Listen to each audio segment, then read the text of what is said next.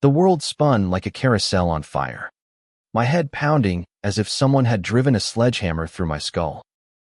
I blinked, the room a blur of soft light and unfamiliar shapes. And then I saw him, Elliot Kane, the lawyer who'd torn my life apart in a courtroom 3 months ago, lying next to me, shirtless, his breath steady. My heart stopped, not from the hangover, but from the sheer impossibility of waking up in bed with the man who'd made it his mission to destroy me. I bolted upright, the sheets slipping off my bare chest, and immediately regretted it. The room tilted, and my stomach churned like I'd swallowed a gallon of regret.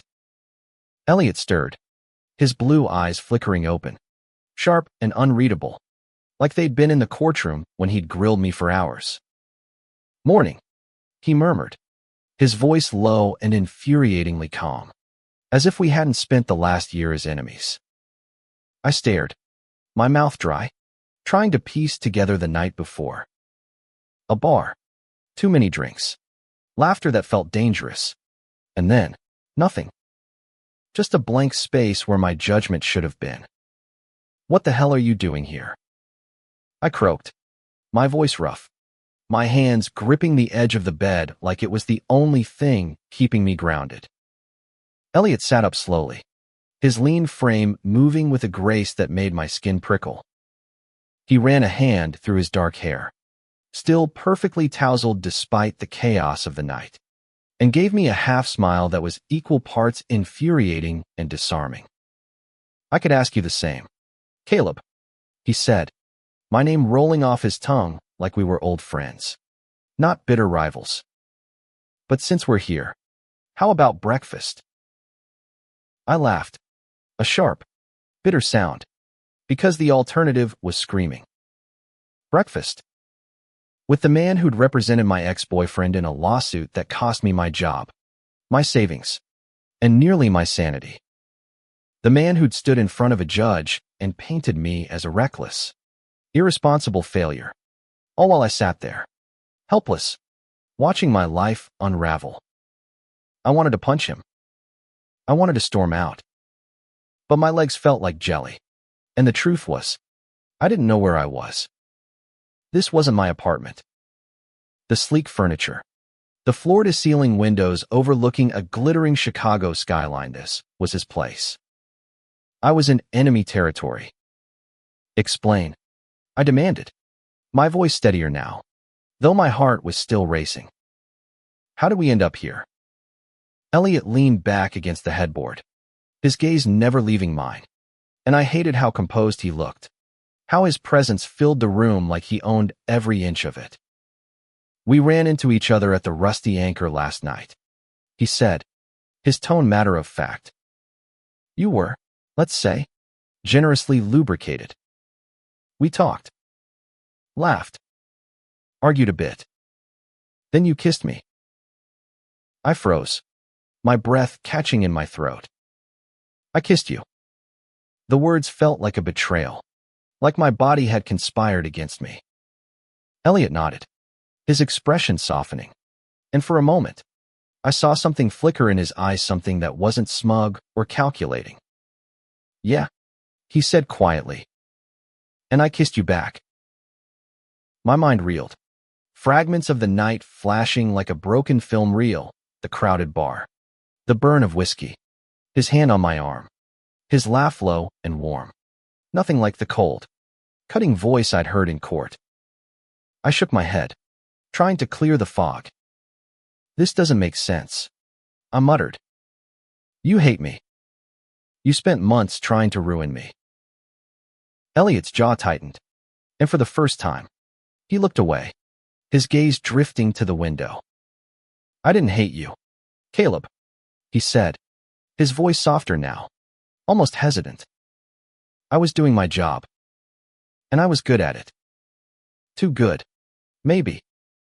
He turned back to me, and the intensity in his eyes made my chest ache. "But last night, that wasn't about the courtroom.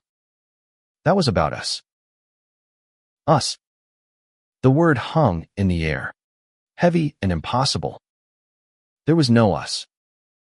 There was me, Caleb Monroe, 28. A graphic designer who'd barely clawed his way back from financial ruin. And there was Elliot Kane, 29. The golden boy lawyer who'd built his career on winning at any cost. We were oil and water, fire and ice. And yet here we were, tangled in his sheets, with him suggesting breakfast like this was some kind of rom-com. I swung my legs off the bed, ignoring the dizziness, and grabbed my jeans from the floor. This was a mistake, I said, yanking them on. A drunk, stupid mistake. Elliot didn't move, but his eyes followed me, steady and unyielding. Maybe, he said. Or maybe it's the first honest thing we've done in months. I wanted to argue, to tell him he was full of it, but something in his voice stopped me. It wasn't just confidence, it was vulnerability, raw and unguarded, like he was offering me a piece of himself I hadn't known existed. I stood there, half-dressed, my heart pounding, torn between running out the door and staying to figure out what the hell had happened between us.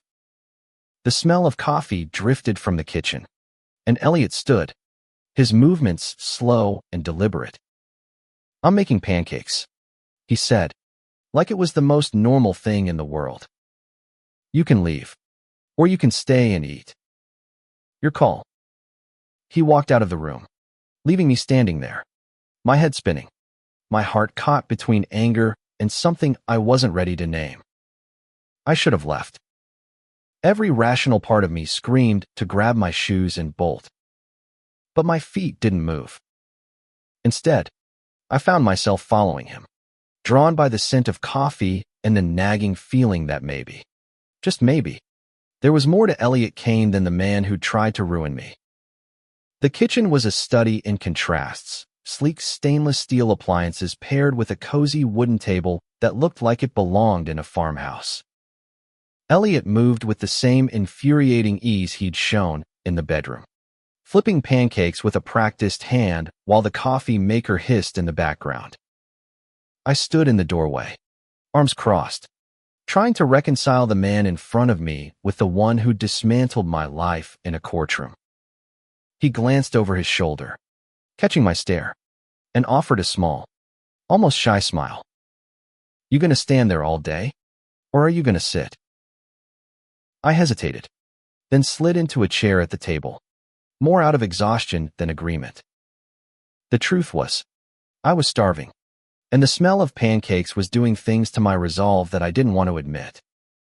This doesn't mean I'm okay with whatever this is, I said, gesturing vaguely at the space between us. Elliot nodded, sliding a plate of golden pancakes in front of me. Noted, he said, his tone light, but his eyes serious. Eat first. Argue later. I took a bite, and damn it, they were good fluffy, with a hint of vanilla that made me resent him even more. How could someone so ruthless make pancakes this perfect? I chewed in silence, watching him pour coffee into 2 mugs. He slid one across the table to me. Black, just the way I liked it, and I hated that he'd noticed. How do you even know how I take my coffee? I asked, my voice sharper than I intended. Elliot sat across from me, his own plate untouched. You ordered it at the bar last night, he said. Black, no sugar. Said it was the only thing keeping you sane. His lips quirked, like he was remembering something I couldn't. You also said I was an asshole, but a charmingly insufferable one. I snorted, nearly choking on my coffee. Sounds like drunk me has terrible taste. But even as I said it, I felt a flicker of something curiosity. Maybe, or worse, attraction. I pushed it down, focusing on the pancakes. So, what's your game here, Elliot? You get me drunk, bring me back to your place. And now what? You think breakfast makes up for everything? His face darkened, and for the first time, I saw a crack in his polished exterior. I didn't plan this, Caleb, he said, his voice low. I didn't even know you'd be at that bar. I was there to blow off steam after a case. And then you walked in, looking like you were carrying the weight of the world. He leaned forward, his elbows on the table, his gaze locking onto mine. You think I wanted to end up here, with you hating me? I didn't. But when you kissed me, I didn't want to stop. I swallowed hard. The memory of that kiss still a blank spot in my mind. But the way he said it made my chest tighten. You ruined my life, I said, my voice barely above a whisper. You stood in that courtroom and made me sound like a monster. You took everything from me, my job, my savings, my reputation. And now you're acting like none of that happened. Elliot's jaw clenched, and he looked down at his hands, his fingers tightening around his mug. I know, he said. I know what I did. And I'm not going to sit here and make excuses. I was representing my client, your ex, Ryan. He hired me to win, and I did. But that doesn't mean I didn't see you, Caleb. I saw how much it hurt you, and I hated it. His words hit me like a punch, not because they were cruel, but because they were honest. I'd spent months vilifying him, turning him into the villain in my story. But now he was sitting here, human and flawed, and it was messing with my head. Then why didn't you stop? I asked, my voice breaking. Why didn't you pull back? Just a little. Because I couldn't, he said, his voice raw. I had a job to do, and I was drowning in my own mess. You think my life's perfect? I've got my own demons, Caleb. My own reasons for pushing so hard. He paused, his eyes searching mine, and I saw something there, pain, maybe, or regret. But last night, when we talked, when we laughed, it felt like the first time in years I wasn't pretending. I didn't know what to say. Part of me wanted to scream at him, to tell him his regrets didn't erase my losses. But another part, a quieter, more dangerous part, wanted to believe him. Wanted to know what he meant by demons. I took another bite of pancake, buying time, trying to ignore the way his presence made the room feel smaller, warmer. Tell me, I said finally, my voice steady despite the storm in my chest. Tell me about your demons. It wasn't a question, it was a challenge. If he wanted me to stay, to listen, he had to give me something real. Elliot leaned back, his expression guarded but not closed off. All right, he said. But it's not a pretty story. He took a sip of coffee, and I could see him gathering himself, like he was about to step into a courtroom of his own. I grew up in a small town in Ohio. Conservative, religious, the kind of place where being gay wasn't just frowned upon, it was a sin. My dad was a pastor, and he made it clear from the time I was a kid that I had to be perfect. No mistakes, no weaknesses, and definitely no boyfriends. I felt a pang in my chest, not just for him, but for the kid he used to be. I knew that kind of pressure, that suffocating weight of expectation. So what happened? I asked, leaning forward despite myself. I left, he said simply. Got a scholarship to law school, moved to Chicago, and didn't look back. But it's not that easy to outrun your past. I built this life, this perfect, polished life, because I had to prove I was better than where I came from. Better than the kid who was terrified of being found out. He looked at me, his eyes raw. Winning cases, being the best, it's all I had. Until last night. I didn't know what to say. His story wasn't mine, but it echoed in places I didn't want to admit. I'd grown up in a liberal bubble in Seattle, but coming out hadn't been easy for me either. My parents were supportive, but the world wasn't always kind, and Ryan's ex had been proof of that. He'd cheated, lied, and when I left him, he dragged me through that lawsuit, with Elliot as his weapon. I don't forgive you, I said finally, my voice quiet but firm. Not yet. Maybe not ever. But I'm listening. Elliot nodded, a flicker of relief in his eyes. That's more than I deserve, he said.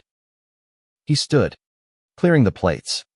And for a moment, we were just two guys in a kitchen, the weight of the past hanging between us, but not crushing us. Not yet. The dishes clinked in the sink as Elliot washed them, his movements methodical, almost meditative. I watched him, still grappling with the fact that I was here, in his apartment, eating his pancakes, listening to his story. The anger I'd carried for months was still there, a dull ache in my chest, but it was tangled now with something else, curiosity, maybe, or the faint stirrings of empathy. I hated it. I didn't want to feel anything for Elliot Kane, but my heart wasn't listening. I stood, needing to move, to shake off the weight of his words. So what now? I asked, crossing my arms. We just pretend the last year didn't happen. You think one breakfast fixes everything. Elliot turned, drying his hands on a dish towel, his expression unreadable. I'm not asking you to forget, he said. I'm asking you to give me a chance to show you I'm not the guy you think I am. He stepped closer, and I instinctively took a step back, my back hitting the counter. He stopped, respecting the space, but his eyes held mine, steady and intense. I don't expect forgiveness, Caleb, but I want you to know me. The real me. I laughed, a sharp, humorless sound. The real you. The guy who made me lose my job. My apartment. My entire life. My voice rose, the anger bubbling up again, raw and unfiltered. You don't get to just flip a switch and be someone else, Elliot. You don't get to make pancakes and expect me to forget. His face didn't change, but I saw the flicker of pain in his eyes, the same pain I'd seen when he talked about his past. I know, he said quietly. And I'm not asking you to forget. I'm asking you to stay. Just for today. Let me show you I'm more than that courtroom. I wanted to say no. I wanted to grab my jacket and walk out, to put as much distance between us as possible. But something in his voice, in the way he stood there, vulnerable but not weak, made me pause. Why me? I asked, my voice softer now. Why do you care what I think? Elliot hesitated, then ran a hand through his hair, a nervous gesture that made him seem younger, less like the untouchable lawyer I'd built up in my mind. Because you're real, he said. In that courtroom, you didn't hide. You didn't pretend to be something you're not. Even when Ryan was throwing every lie he could at you, you stood there and took it. And I admired that. More than I should have. His words hit me like a wave, stirring up emotions I didn't want to name. Admired me. The idea was absurd, but the way he said it, the way his eyes softened, made it hard to dismiss. I turned away, staring out the window at the Chicago skyline, the city waking up under a pale morning sky. You don't know me, I said finally. You think you do, but you don't. Then let me, he said, his voice quiet but firm. Spend the day with me, Caleb. No strings, no expectations. Just, let me try. I should have said no. I should have walked out. But instead, I found myself nodding, the word, okay, slipping out before I could stop it. Elliot's face lit up, not with triumph, but with something softer, something that made my chest ache in a way I wasn't ready to examine. We spent the morning walking through Chicago, the crisp autumn air cutting through the haze of my hangover. Elliot took me to a small bookstore in Wicker Park, its shelves crammed with used paperbacks and the smell of old leather. He moved through the aisles with an ease that surprised me, pulling out books and reading passages aloud, his voice warm and animated. I caught myself smiling, then stopped, reminding myself who he was. But it was hard to hold on to my anger when he was quoting poetry with a shy grin, or when he bought me a coffee from a street vendor and remembered to ask for it black. By noon, we were sitting on a bench in Millennium Park, the beam glinting in the sunlight. "You're not what I expected," I admitted, staring at the sculpture instead of him. "I thought you'd be colder. More like the guy in the suit who tore me apart." Elliot leaned back, his hands in his pockets, his breath visible in the cool air. "That guy's part of me," he said. "I won't lie. I'm good at my job because I know how to shut off my emotions. But I don't want to be that guy with you. Not anymore." I didn't know what to say. Part of me wanted to believe him, to let go of the past and see where this day could take us. But another part, the part that still woke up at night, reliving the humiliation of that courtroom, calmed, "Let go. I don't know if I can trust you," I said finally, my voice barely above a whisper. Elliot nodded, his expression somber. "I know," he said, "but I'm not going anywhere. Not unless you tell me to." We sat in silence for a while, the city buzzing around us, and I felt something shift inside minute forgiveness. Not yet, but a crack in the wall I'd built between us. Maybe it was the way he looked at me, like I was more than the sum of my losses. Maybe it was the way he stayed, even when I pushed him away. Whatever it was, it made me want to keep walking, to keep talking, to see what else I'd misjudged about Elliot Kane. The afternoon sun hung low, painting the Chicago River gold as we walked along the river walk. Elliot had suggested it, saying the water calmed him, and I didn't argue. There was something about the rhythm of the city, the hum of voices, the clink of boats, the distant wail of a siren that made it easier to talk, or not talk, without the weight of silence pressing down. I kept stealing glances at him, trying to match the man beside me with the one I'd hated for so long. His jacket was unbuttoned, his tie long gone, and the way he smiled at a passing dog made him seem almost human. "You're staring," he said, catching my eye with a teasing grin. I looked away, my cheeks warming despite the cool breeze. "Just trying to figure you out," I muttered. "You're not making it easy." "Good," he said, his voice light but his eyes serious. "I don't want to be easy. I want to be worth it." The words hung between us, bold and unguarded, and I felt that same pull I'd felt in the Kachina, mix of fear and longing that made my stomach twist. We stopped at a small cafe, grabbing sandwiches and sitting at an outdoor table. The conversation drifted from books to music to the little things that made us who we were. I told him about my art, how I'd started designing to escape the chaos of my teenage years, how every line and color was a way to make sense of the world. He listened, really listened, his eyes never leaving mine, and it was disarming, the way he seemed to see Minute, the guy he'd fought in court. But me. Then it was his turn. "I wanted to be a writer," he admitted, picking at his sandwich.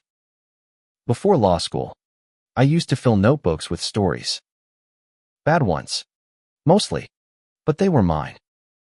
He laughed, a soft, self-deprecating sound. "My dad found them once. Burned them. Said they were a distraction from God's plan." I winced, imagining a kid pouring his heart into pages only to watch them turn to ash. "That's awful," I said, and I meant it. "Did you ever try again?" He shook his head. "Law school happened. Then the firm. Then winning became the only thing that mattered." He looked at me, his expression raw. "Until you. Until last night." I didn't know how to respond. Part of me wanted to push back, to remind him of the pain he'd caused. But another part was starting to see the cracks in his armor, the places where he was just as broken as I was. "You keep saying things like that," I said, my voice quiet. "Like I'm supposed to believe you've changed overnight." "I haven't changed," he said. "I'm just trying to be honest. For once. He reached across the table, his hand stopping just short of mine, like he was waiting for permission. I didn't move, but I didn't pull away either. I don't expect you to trust me, Caleb, but I'm hoping you'll give me a chance to earn it. The rest of the day passed in a blur, wandering through art galleries, laughing at a street performer's terrible juggling, sharing a slice of deep dish pizza as the sun set. It felt like a date, and that terrified me. Not because I didn't want it, but because I did. Every smile, every brush of his hand against mine, chipped away at the wall I'd built. But the past wasn't gone. It was there in every quiet moment, in every memory of Ryan's lies and Elliot's arguments. As night fell, we ended up back at his apartment, standing in the living room, the city lights sparkling through the windows. "You don't have to stay," he said, his voice soft but steady.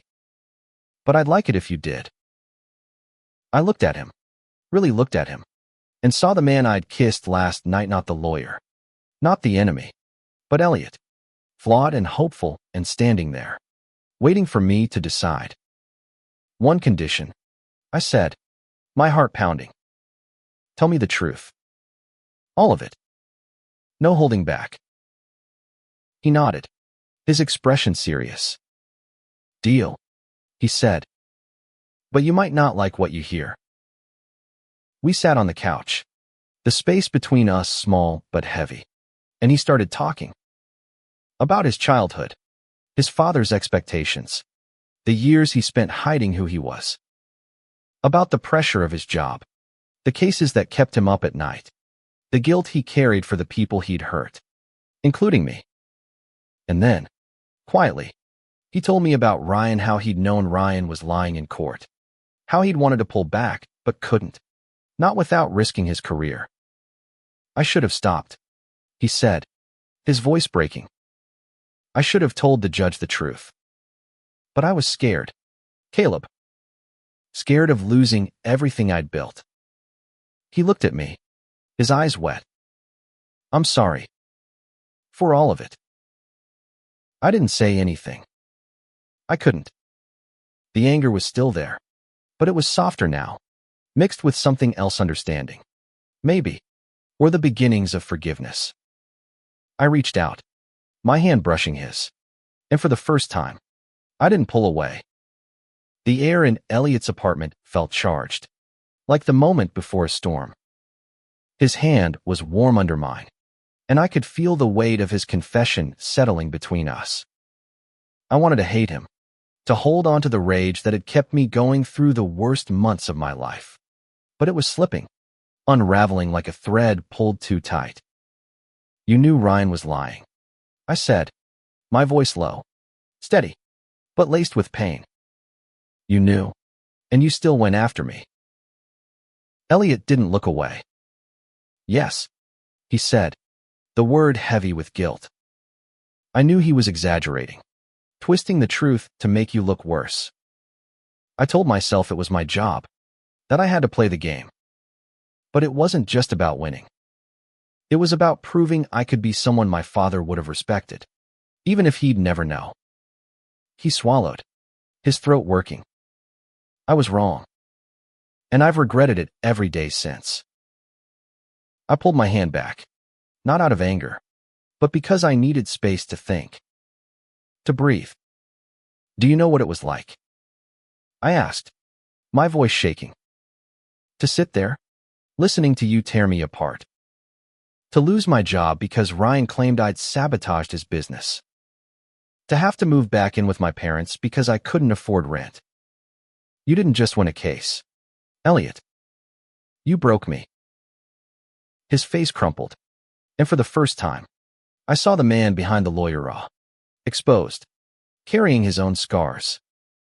"I know," he said, his voice barely above a whisper. "And I can't undo it. I can't give you back what you lost. But I can try to make it right. If you'll let me." I stood, pacing the room, my thoughts a tangled mess. Part of me wanted to walk out, to leave him with his guilt and never look back. But another part, the part that had laughed with him today, that had felt the spark of something real, wanted to stay. To see if he meant it. How? I asked, turning to face him. How do you make something like that right? He stood too, closing the distance between us, but stopping short of touching me. By being here, he said. By listening. By helping you rebuild. If you'll let me. I know people. Caleb. I can get you interviews. Connect you with clients. I can't erase the past, but I can be part of your future. If you want me to be. His words hit me hard, not because they were promises, but because they were honest. He wasn't offering a quick fix or empty apology, he was offering himself, flaws and all. I looked at him, at the way his eyes held mine, steady and hopeful, and I felt something shift inside me. Not forgiveness, not yet, but a willingness to try. Okay, I said finally, my voice soft. But this doesn't mean I trust you. Not completely. He nodded, a small smile tugging at his lips. Fair enough, he said. I'll take what I can get. The rest of the night was quiet, but not uncomfortable. We talked more. About lighter things, movies, music, the way Chicago's winters could break your spirit if you let them. He told me about his first case, a pro bono job for a community center, and I told him about the mural I'd painted for a local school, back when I still had a steady paycheck. It was easy, almost too easy, and that scared me. Because the more I learned about Elliot, the harder it was to see him as the enemy. When it got late, he offered me the guest room, but I shook my head. I'll stay, I said, but not like that. Not yet. He didn't push, just handed me a blanket and pointed me to the couch. As I lay there, staring at the ceiling, the city lights casting shadows on the walls, I thought about the day, about the way he'd made me laugh, the way he'd listened, the way he'd looked at me like I was more than my mistakes. Sleep didn't come easily. My mind kept replaying the past year, Ryan's betrayal, the courtroom, the way I'd lost myself in the aftermath. But it also lingered on today, on Elliot's smile, on the warmth of his hand under mine. I didn't know what I was doing, staying here, letting him in. But for the first time in months, I felt something other than anger. Something like hope. The next morning, I woke to the smell of coffee again, and this time, I didn't hesitate to join him in the kitchen. You're gonna have to stop making pancakes, I said, sliding into a chair. I'm gonna get used to this. He grinned, flipping a pancake with that same easy grace. Good, he said. I like cooking for you. We ate in silence, but it wasn't heavy. It was the kind of silence that felt like a beginning, like the first page of a story we were both afraid to write. And as I watched him, sipping his coffee, I realized I wasn't just staying for the pancakes. I was staying for him. The next few days blurred together, a mix of cautious steps and unexpected moments. I didn't move in with Elliot God. No, but I found myself spending more time at his place than mine. It wasn't just the coffee or the pancakes, though those didn't hurt. It was the way he listened, the way he pushed me to talk about my art, my dreams, the things I'd buried under the weight of the past year. He was careful, never pushing too hard, but he was there, steady and present, and it was more than I'd expected. We fell into a rhythm, meeting for coffee or walks along the lakefront, talking about everything and nothing. He told me about his cases, the ones that haunted him, the ones that made him proud. I told him about the designs I'd been working on, small freelance gigs that were keeping me afloat. It was tentative, fragile, but it was something. And every time I thought about leaving, about cutting him off and going back to my safe, angry solitude, I'd catch him looking at me while I looking, and I'd stay. One evening, we ended up at a jazz club in the South Loop. The kind of place where the music was loud enough to drown out your thoughts, but soft enough to let you feel.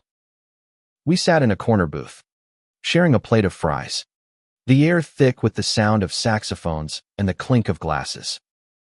You ever think about going back to writing?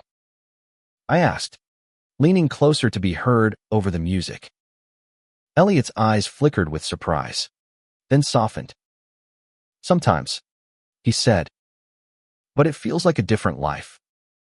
Like something I left behind. He paused, his fingers tracing the rim of his glass. What about you?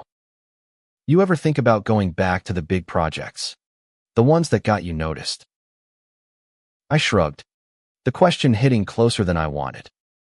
I used to dream about murals, installations, stuff that could change a space. You know. But after the lawsuit, I lost my nerve. Hard to create when you're barely holding it together. He nodded, his expression thoughtful. You'll get it back, he said. I've seen your work, Caleb. It's like you're painting with your soul. That doesn't just go away.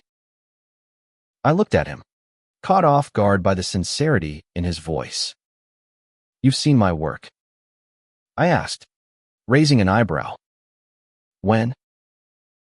He grinned, a little sheepish. I looked you up. After the case. Found your portfolio online. The mural you did for that community center in Seattle. It's incredible. I didn't know what to say. The idea that he'd sought out my work, that he'd cared enough to look, made my chest ache in a way I wasn't ready to unpack. Thanks, I said finally, my voice rough. That means something. The music shifted, slower now, and Elliot's hand brushed mine on the table. This time, I didn't pull away. Instead, I turned my hand over, letting our fingers intertwine. And for a moment, the world was just us, the music, the dim light, the warmth of his skin against mine. It wasn't forgiveness. Not yet, but it was close. Later, as we walked back to his place, the city alive around us, I stopped him under a streetlight. Why are you doing this? I asked, my voice quiet but firm. Why are you trying so hard? He looked at me, his eyes reflecting the glow of the light. Because you make me want to be better, he said. Because when I'm with you, I feel like I can be the person I was before I let the world make me hard. I didn't know how to respond, so I didn't. Instead, I kissed him, slow and deliberate, under the streetlight, with the city humming around us. It wasn't like the drunken kiss. I couldn't remember. It was real, raw, and terrifying. And when we pulled back, his smile was enough to make me believe, just for a moment, that we could figure this out. But the past wasn't done with us. The next morning, I woke to a text from Ryan, my ex, the one who'd started this whole mess. We need to talk. Meet me at the cafe on Clark Street. Noon. My stomach dropped, the fragile hope I'd been building crumbling under the weight of his name. I didn't tell Elliot. I couldn't. Instead, I slipped out, leaving a note that said I'd be back, and headed to the cafe, my heart pounding with dread. Ryan was there, sitting at a corner table, his blonde hair perfect, his smile as charming as ever. But I saw through it now, saw the calculation in his eyes. Caleb, he said, leaning forward. You look good. Better than I expected. What do you want, Ryan? I asked, my voice cold. I hadn't seen him since the lawsuit, since he'd lied to the world and walked away with everything.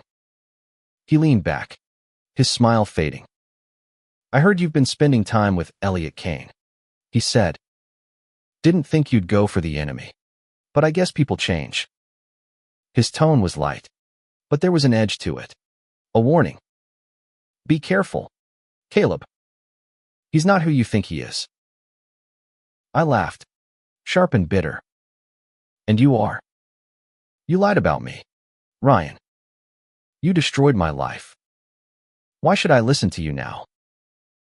Because I know him, he said, his voice low. I know what he's capable of. And I don't want to see you get hurt again. I didn't believe him. Not really. But his words planted a seed of doubt. And as I left the cafe, I couldn't shake the feeling that this wasn't over. That Ryan, and the past, were coming for us. I didn't tell Elliot about Ryan's text, or the meeting. Not because I didn't trust him, though Ryan's words had stirred up doubts I didn't want to admit, but because I needed to process it alone. I walked back to Elliot's apartment, the city a blur around me, my mind caught between the warmth of the past few days and the cold edge of Ryan's warning. He's not who you think he is. The words echoed, gnawing at the fragile trust I'd been building.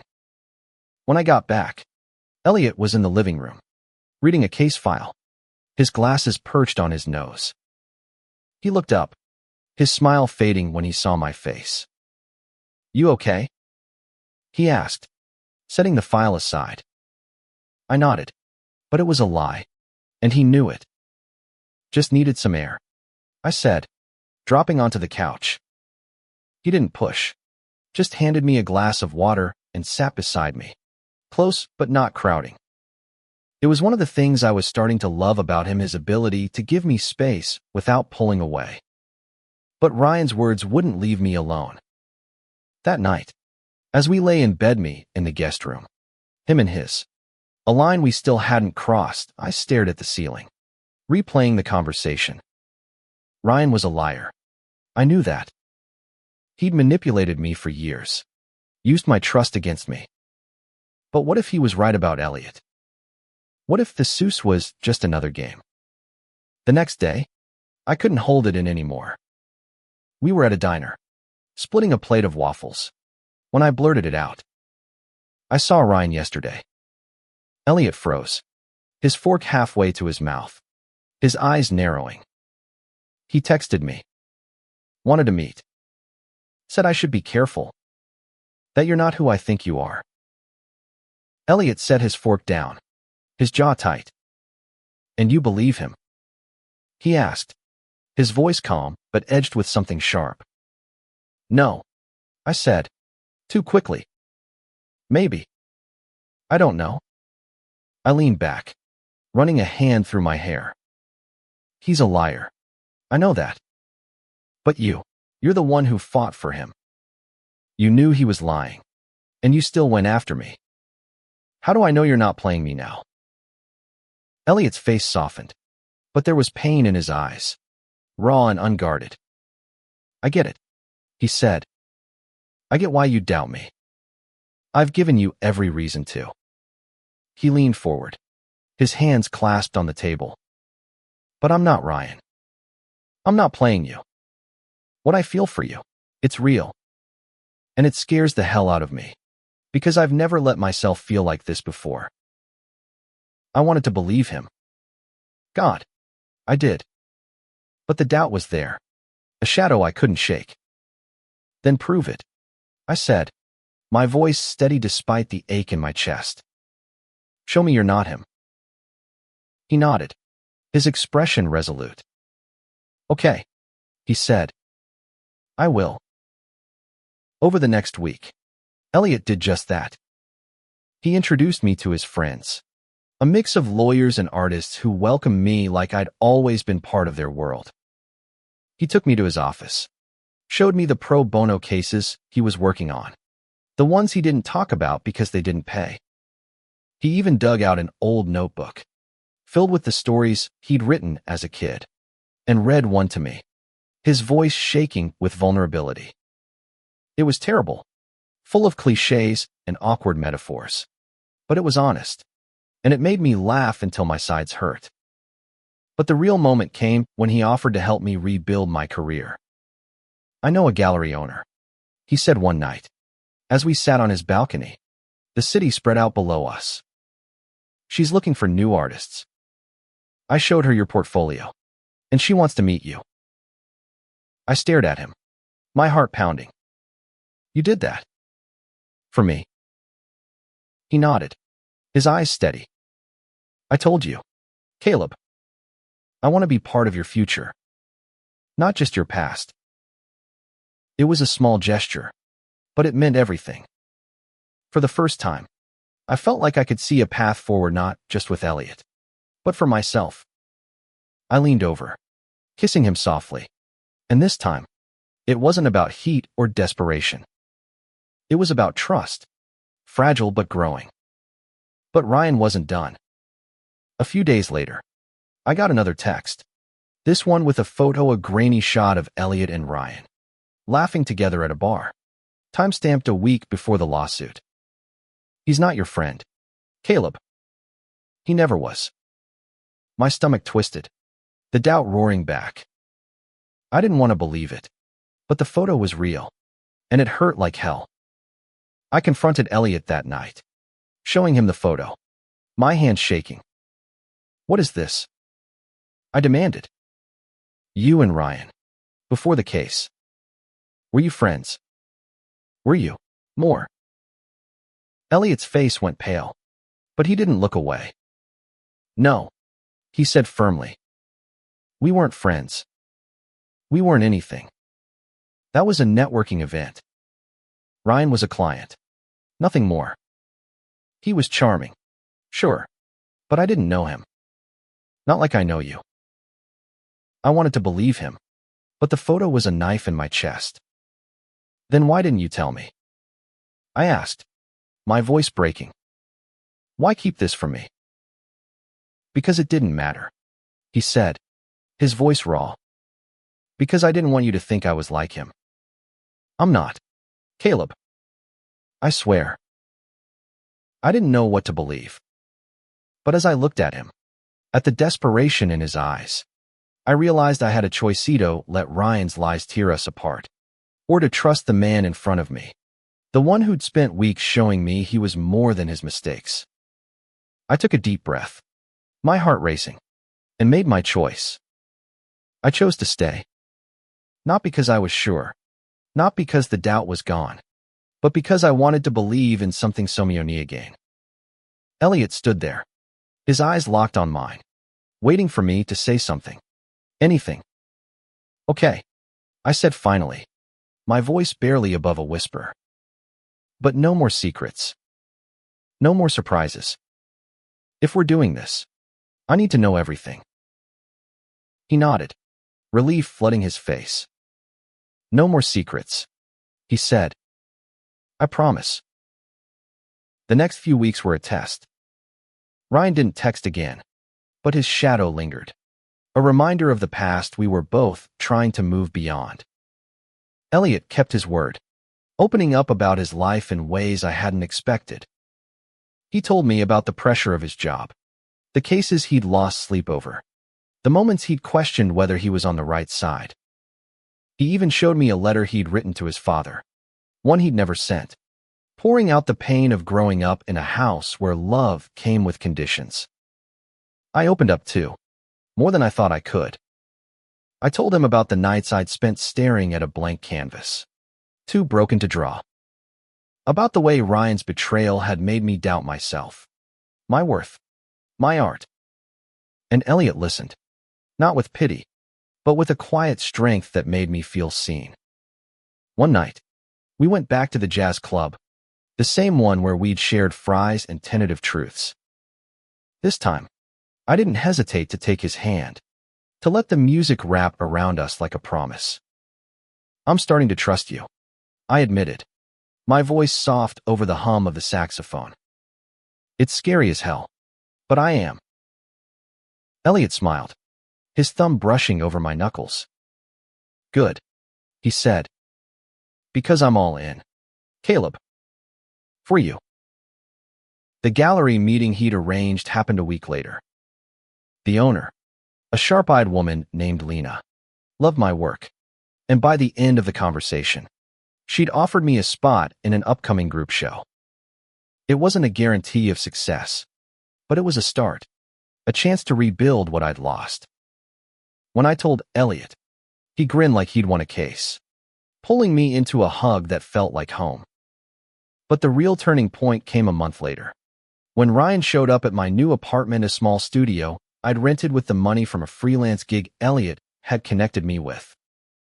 He stood in the doorway, his charm replaced by something desperate, almost broken. "I messed up, Caleb," he said. "I shouldn't have lied. I shouldn't have hurt you. I want you back." I looked at him, at the man who'd once been my world, and felt nothing but pity. "You don't get to do this," I said, my voice steady. "You don't get to come back and pretend you didn't break me. I'm not yours anymore, Ryan. I'm mine." He left without a fight, and as I closed the door, I felt a weight lift. Not just from Ryan, but from the past. I called Elliot, and when he showed up, I didn't hesitate to kiss him, to pull him close and let myself believe in us. Months later, we were still figuring it out, two flawed, stubborn people trying to build something real. My art was taking off, small but steady, and Elliot was shifting his focus to pro bono work, cases that mattered to him, not just his firm.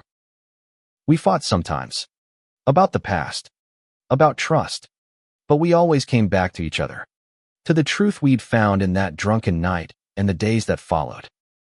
One evening, as we sat on his balcony, the city lights stretching out before us, I turned to him. "I forgive you," I said, the words heavy but true. "Not because it's easy, but because you've shown me you're worth it." Elliot's eyes softened, and he pulled me close, his lips brushing my forehead. "Thank you," he whispered, "for giving me a chance, for giving us a chance." We stayed there, wrapped in each other, the city alive around us. It wasn't perfect, and it wasn't easy, but it was our love built on broken pieces, on trust earned through time, on the courage to start again. And as I looked at him, at the man who'd once been my enemy, I knew we'd write our story together, one honest moment at a time.